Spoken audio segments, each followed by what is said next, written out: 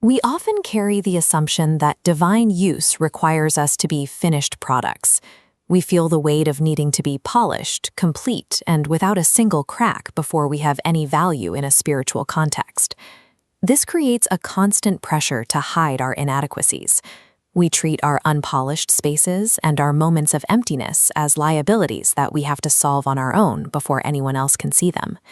When we judge our readiness solely by how much we have to offer, we end up looking for completeness in the very places where we feel most hollow. At the wedding in Cana, the social stakes were high. In this culture, running out of wine wasn't just a minor inconvenience. It was a public failure that brought lasting shame to the host's family. The jars sat in the courtyard, completely dry. This was a moment where human planning had reached its limit, and the hosts were left with a total lack of resources. This raises a question about our own empty moments. What happens to the narrative when our personal ability to provide simply stops? The miracle at Cana suggests reaching the end of our own supply is the specific location where a different kind of power begins to move. When Jesus intervenes, he chooses a method that bypasses the need for ideal conditions. He doesn't create a new vintage out of thin air to solve the problem. Instead, he looks for the raw material that is already present in the environment, regardless of how insufficient it might seem to the people holding it. On a scale of social prestige, plain water and empty stone jars rank near zero. Yet in this miracle, their utility hits 100%. Their lack of inherent complexity allows the coming change to be seen for what it truly is. This reveals the principle of availability. Heaven moves through what is currently available, even if what is available is nothing more than an empty jar.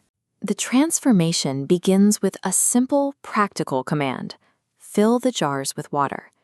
This sequence shows obedience serves as the bridge between the empty vessel and the final result. It connects human action to a manifestation beyond human capability. The miracle isn't in the water itself, but in their willingness to offer what little they had. As the water is poured, the properties of the liquid shift. Emptiness is replaced by a physical reality that overflows with abundance. When human surrender meets divine presence, the laws of nature reflect the change, turning a common moment into a testimony of power. While the wedding guests were focused on the wine, the event served a much larger purpose than simply restocking a party. The transformation of water to wine was a physical sign designed to reveal Jesus' identity, showing the fullness of his glory to those present. This miracle redefines how we view our own lack.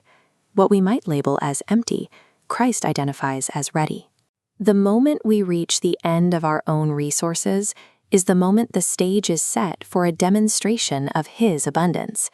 You don't have to wait until your life is full or complete before you offer it. By placing your ordinary, everyday life in his hands, those empty spaces become the very places where his power is revealed. Jesus turns our emptiness into abundance, and our lives into testimonies of glory. Join us on the Abundance app to discover more.